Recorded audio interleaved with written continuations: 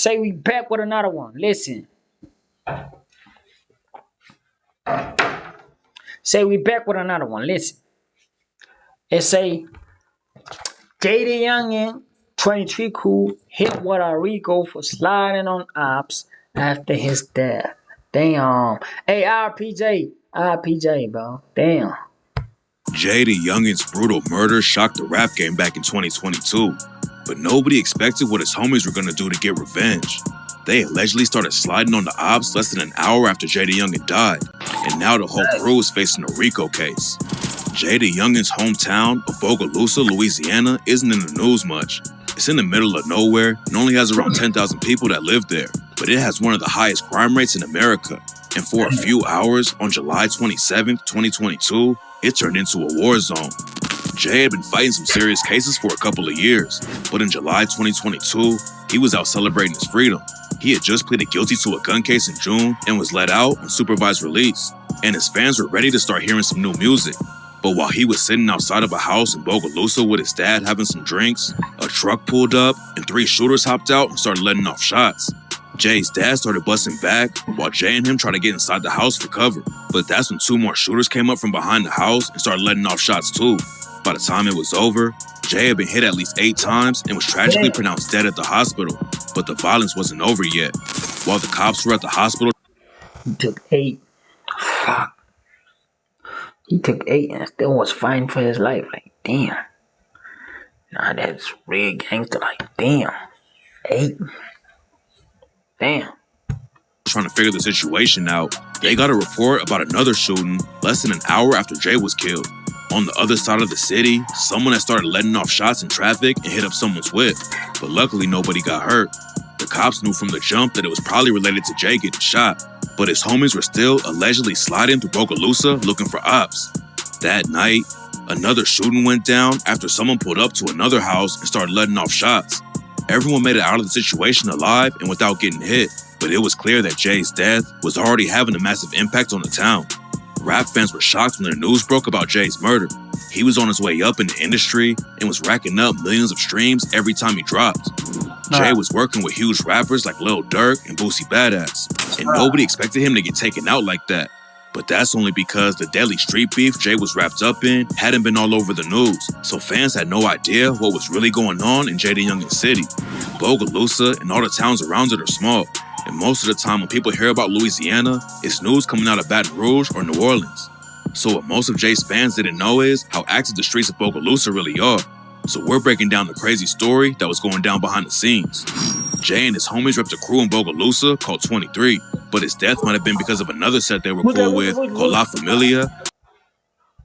La Familia's clicked up with 23 and another set called Hunger Gang. La Familia has affiliates all over the area around Bogalusa. And a few years ago, they started beefing with a set called Purple City Boys, aka PCB, from a town called Roseland. According to reports, La Familia and Purple City Boys didn't have any issues back in the day, but that all changed around 2019 and the situation turned deadly. A rapper from La Familia named 700 Jeezy started beefing with a dude from Purple City Boys named Ty Keith. Nobody outside of the situation knows what was really going down behind the scenes, but the cops say that Jeezy and Ty Keith started dissing each other, and in 2020, one of them ended up dead. On June 21st, 2020, a bunch of Purple City Boy affiliates were at a Father's Day celebration in St. Helena Parish. Everything was cool at first, but when Ty Keith was walking to his car, 700 Jeezy allegedly caught him lacking and left him dead on the scene. After Ty Keith was killed, his homie, Purple City Boy Buck, dropped a track called Regardless in honor of him. And just 2 weeks after 700 Jeezy allegedly killed Ty Keith, 700 Jeezy linked up with Jaydayoungan for their own music video. Then 2 days after Jay and 700 Jeezy made the video, the beef between Purple City Boys and La Familia got an innocent woman killed. On August 8th, 2020, there was a birthday party going down in the woods around Roseland. Hundreds of people showed up and were having a good time. But then out of nowhere, shots started going off and everyone started running for their lives. According to the cops, Purple City Boys and La Familia ran into each other at the party and got into an argument. Then both sides upped their straps and started shooting. According to some reports, over 100 shots went off. But when it was all over, the only person who got killed was an innocent woman named Zion Hutcherson.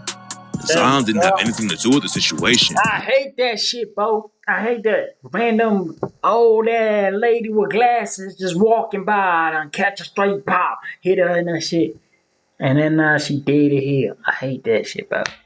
They gotta stop, bro. They gotta stop doing that. Stop doing it. Feel me? Rather box it out, bro. Let's stop. Let's put the guns down and take the gloves out. Yeah. Feel me? Let's box it out. But she got caught up in the crossfire and was tragically killed just a few feet away from her baby. 700 Jeezy allegedly let off some of the shots that killed Zion Hutcherson, and after it went down, he did the race and tried to escape from Texas. Jaydayoungan allegedly helped him hide out while he was on the run, but the cops caught up to 700 Jeezy in August 2020 and booked him on second-degree murder charges.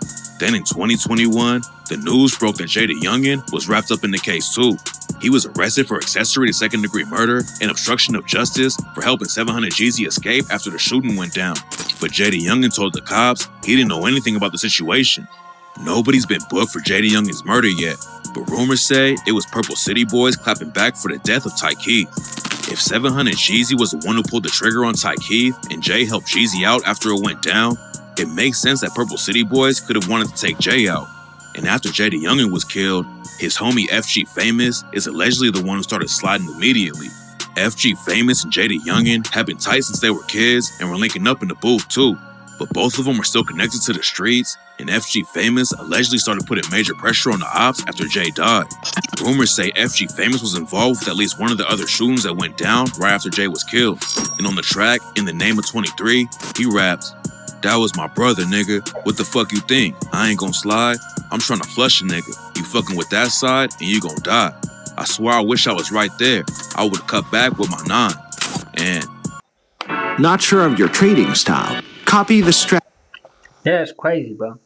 The nigga slid right then and there, bro. These niggas is not playing at all, bro.